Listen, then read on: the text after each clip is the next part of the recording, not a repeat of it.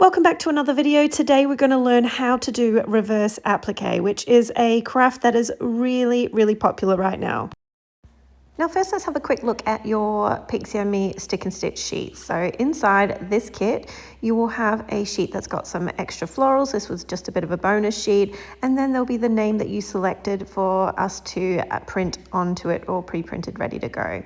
Also, we would have sent you the digital file, so you can choose between using the stick and stitch, or you can use the digital file and cut around the letters and use your fabric pen. It's just whichever one you prefer to use. So for this example, I'm actually going to be using the printout, and I'm going to cut around these letters, and then I'm going to use my fabric marker to trace around it. The second sheet is just a few florals, and then we put a bumblebee little template in there as well, and these are super simple to stitch. We have a tutorial on how to stitch the daisies on our YouTube. Now a few things that I'm going to need for my project. I'm going to obviously need my needles, my fabric marker, my embroidery hoop, my interfacing, which I'm going to use to iron on the back when I'm finished. I'm going to be using a thin white yarn for this project, and of course some scissors and the fabric that's going to be going underneath. You can use any fabric for this. A nice idea is to actually use some of your child's old clothing. That always looks super nice and has a bit more of a sentimental feel to it as well. So now that I've got my supplies ready, I've cut around my name that I'm going to be stitching, and I just need to now put a nice straight line and get my name nice and central. I like to just do a little ruler marking at the end of each letter, and just to make sure that it's even both sides, and then I can just position my letters in place and then draw a little line to keep me nice and straight. Next, we're going to take our fabric pen and just trace around each of the letters.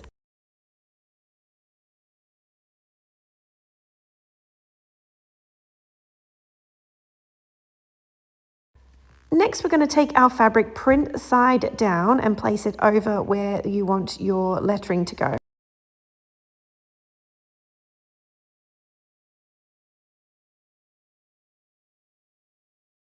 I'm then going to sandwich the embroidery hoop between the garment and make sure that everything is locked in nice and tight. Ensure that your fabric is nice and taut and it's not got any gaping or sagging bits, and it's nice and firm inside your embroidery hoop. We can then turn our garment inside the correct way, and you'll see that you're now ready for stitching. We're just going to tighten up the embroidery hoop, making sure that it's nice and tight and your hoop is not moving at all. Next, we're going to take a very generous armful and a half of the yarn that you're going to be using for your lettering.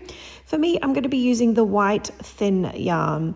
Now inside your needle set, you will need to take the sharp tip needle for this project, and I'm also going to show you the needle threader. So if you have a lot of trouble threading your yarn through the eye of the needle, you're just going to use this needle threader here like so, and you can just pull that through, and there you have your needle threaded, ready to go. You're going to leave a small tail hanging off the end there, and you don't need any knots before you start your project.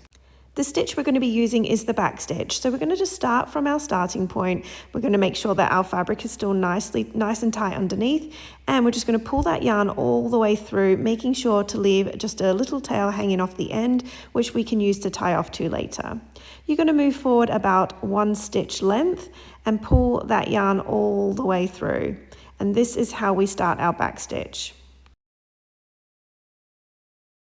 We're then going to move forward again at just 1 stitch away and pull all of that yarn through once again. From here, you're going to take your needle and take it into the end of the previous stitch and pull all of that yarn through once again. And this is the simplest stitch, it's the back stitch, and this is what we're going to be doing for all of the outlining of your name.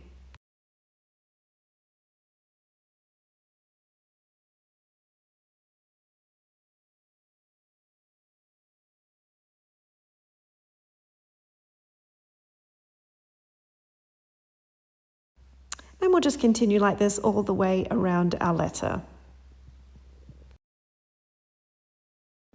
And now that I'm at the end of my letter, I'm just going to pull through that very last stitch. And then when I flip my garment over, you'll see now we've got 2 little tails. We've got our starting tail and our ending tail. We're just going to tie those together in a triple knot and then snip away any excess thread.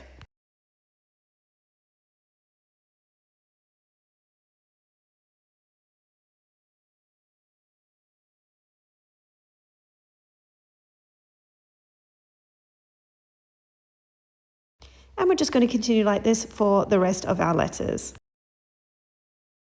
And now that I've finished my O, I'm just going to remove my embroidery hoop, and we're just going to move it along so that I can then reposition it so that I can complete the E. And this is what you'll do if your name is a little bit longer. Now that my E is finished, I'm just going to tie this off again the same. Next, we need to remove our fabric marker. So you're going to take a damp paper towel and just dab your paper towel over all of the areas where you can see your fabric pen. You're going to flat lay to dry, and once it's dry, you'll notice that all of the fabric markings should have vanished. If they haven't, you can just go and repeat this step once more. Next, I've just turned my garment inside out because I want to remove the excess fabric that is no longer needed. So you're just going to be very careful and just trim off any excess pieces that you no longer need.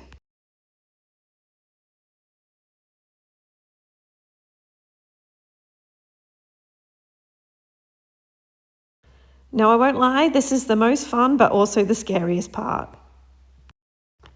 There is nothing worse than doing reverse applique, going through all of these steps and then accidentally cutting the fabric underneath. So take your scissors and just very gently pinch at the fabric first.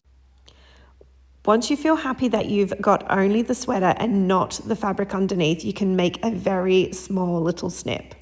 Once you're happy, you can then pop your scissors inside, and I like to put my scissors in and lift up a little bit so that I'm not catching any fabric underneath, and then you can start to snip away the inside of the letter. Now, when you're cutting, you can get as close or as wide as you like to your stitching. I would recommend not getting too close to your stitches in case it does cause you to accidentally snip at the stitch or it comes undone. So I like to leave about 1/2 centimeter, and that gives me enough space then to keep within a safe distance from my stitches. I find that doing a sort of a rough cut first, so I'll just go around like I am now, and then I can go back and just sort of tidy it up and catch any bits that I may have missed. Just take your time with this bit, don't rush it, and just go really, really slow. Once you have all of your letters cut out, it looks absolutely gorgeous. I'm loving this grey with this gorgeous floral. I'm going to pop my interfacing on. Now, you don't have to do this, but it is really good to give a little bit of extra stability. So if you have got this in your kit, this is how we are going to apply it. You're going to place your interfacing rough side down, so the rough side goes onto your work. Think of it as like the rough side being the adhesive that you need to activate with the heat. You're going to take your iron, and using a very gentle setting, which is outlined on the packaging on how to set your iron, you're just going to do a little test piece first to make sure that everything is happy with the fabric that you're going to be ironing it onto. You want to hold and press around the outside first to create a really nice tight seal. This process does take a few minutes. Don't rush this again, because you may find that after you wash, some of this may then start to come loose, which is not really ideal. So once you have your seal, you can then gradually bring your iron into your work and make sure that you don't use the steam setting. This can flatten some of your stitches. So now that your interfacing is on, your project is all finished. If you'd like to add these daisies, we do have extra tutorials on how to add those also. I absolutely love this technique, and I really hope you guys do too. Happy stitching.